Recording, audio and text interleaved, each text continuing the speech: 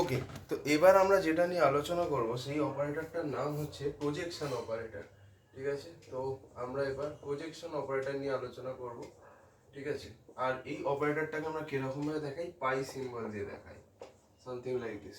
তো দেখো, এটাকে আমরা যদি এসকিউএল এর সাথে মানে রিলেট করার চেষ্টা করি তাহলে কি হবে, দুটো অপারেটর আছে, একটা হচ্ছে সিলেক্ট আর একটা হচ্ছে মানে সিলেকশন অপারেটর, আর একটা হচ্ছে প্রজেকশন অপারেটর।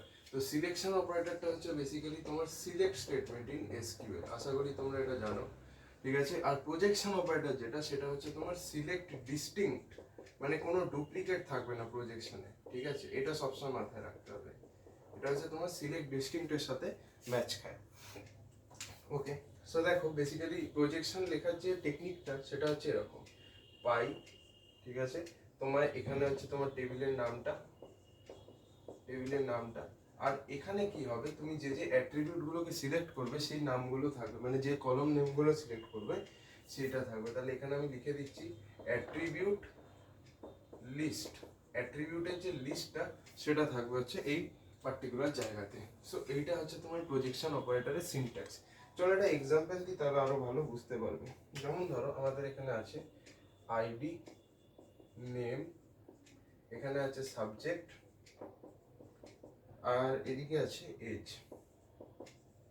ঠিক আছে, চলো আইডি হচ্ছে 100, এখানে 200, 300, 400। নেম হচ্ছে আভি, রাম, শ্যাম, আর এদিকে হচ্ছে রাজু। সাবজেক্ট হচ্ছে let's say this is DBMS, this is OS, CN, আর লেটস সে ডিএসএন। এজ হচ্ছে 15, এই 15 সালা 15 বছর লোক ডিবিএমএস পড়বে। 21, 21, 20, 20 হয়ে গেল। So this is my table.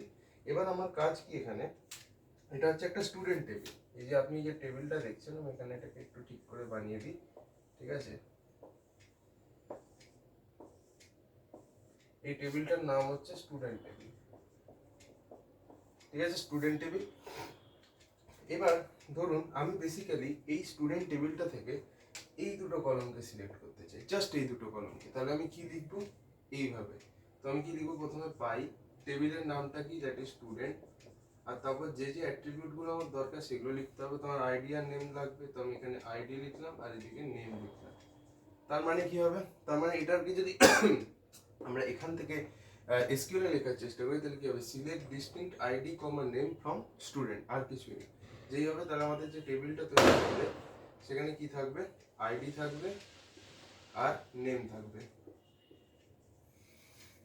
তাহলে দেখো 100, এখানে কি হবে আভি, কোনো ডুপ্লিকেট ভ্যালু থাকবে না। 200 রাম, মানে অ্যাজ এ হোল টাপেল যদি ডুপ্লিকেট হয় তাহলে থাকবে না। যদি ধরো এখানে 100 আভি আর 200 আভি থাকে তাহলেও কিন্তু সেটা থাকবে, because the tuple is entirely not duplicate. একটা পার্টিকুলার পার্ট যদি ডুপ্লিকেট হয় তাহলে থাকতে পারে, বাট পুরোপুরি টাপেলটা ডুপ্লিকেট হবে না। এনিওয়েজ, সো 200, এখানে হবে রাম, তারপর এখানে হবে হচ্ছে 300 শ্যাম, আর এখানে হয়ে যাবে 400, আর এখানে হবে রাজু।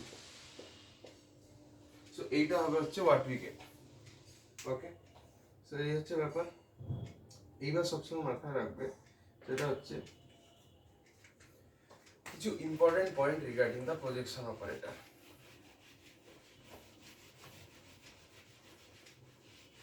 প্রজেকশনে ডুপ্লিকেট হয় না, এটা তো আমরা বুঝতেই পারছি, বিকজ সিলেক্ট ডিস্টিং না। ঠিক আছে, প্রথম পয়েন্টটা হচ্ছে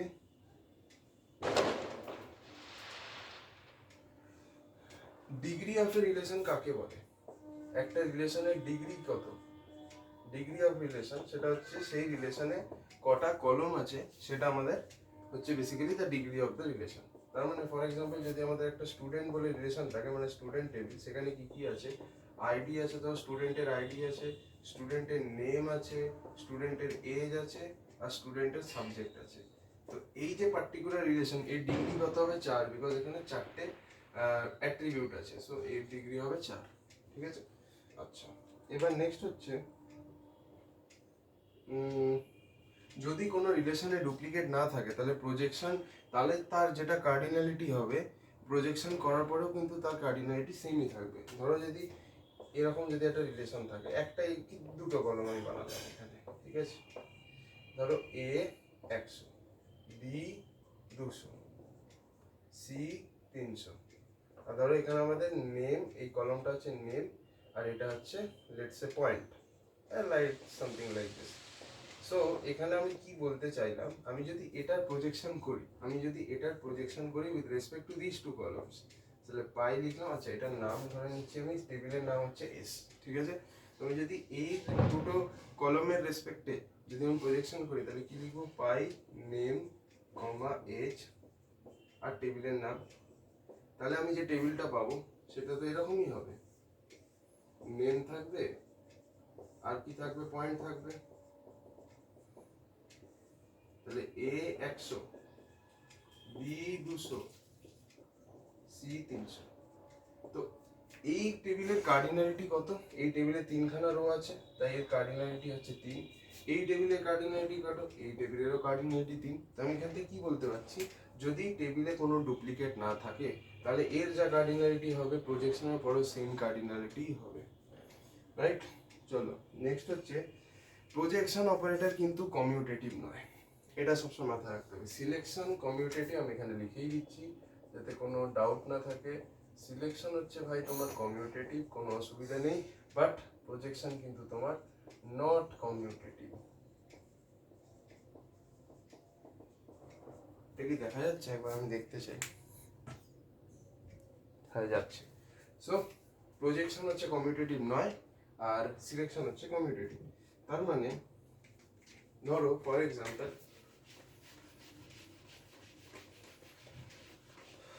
ধরো আমাদের কাছে দুটো অ্যাট্রিবিউটস আছে, একটা কলম, একটা টেবিল আছে ধরো এ বি, এবার এখানে ধরো কিছু ভ্যালুজ আছে, টেবিলটার নাম হচ্ছে এস, ঠিক আছে। তো হ্যাঁ, তো ধরো সবার আগে আমি যদি প্রজেকশন করি এই পার্টিকুলার টেবিলের উপরে বি অ্যাট্রিবিউটের রেসপেক্টে, তারপরে এই পুরোটার উপরে আমি যদি আবার প্রজেকশন করি উইথ রেসপেক্ট টু এ, তাহলে আমি যে টেবিলটা পাবো, ঠিক আছে। আর আমি যদি প্রথমে এ এর রেসপেক্টে প্রজেকশন করি দেন বি এর রেসপেক্টে আলাদা অ্যাট্রিবিউট, ঠিক আছে। তাহলে আমি আগে এ রেসপেক্টে প্রজেকশন লাগালাম দেন বি রেসপেক্টে লাগিয়ে আমি যে টেবিলটা ধরুন পাবো, এই দুটো টেবিল কিন্তু সেম নয়, এটা মাথায় রাখতে হবে, ঠিক আছে। আচ্ছা, নেক্সট হচ্ছে সিলেকশন অপারেটর যেটা আছে, এখানে এটা মুছছি।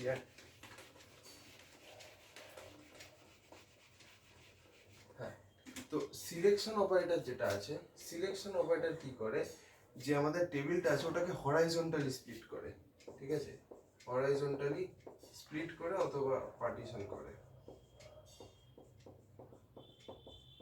ঠিক আছে। আর আমাদের যেটা প্রজেকশন আছে, এই টেবিলটাকে কিরকম ভাবে স্প্লিট করে, এই আমাদের টেবিলটাকে ভার্টিক্যাল ওয়েতে স্প্লিট করে। অবভিয়াসলি দেখতেই পাও, যদি আমি ধরো দুটো কলম থাকে, একটা কলমের রেসপেক্টে করলে তো টেবিলটা এইভাবে কেটে গেল, রাইট। সো এই হচ্ছে ব্যাপার। নেক্সট হচ্ছে আর তো এখানে কিছু নেই সো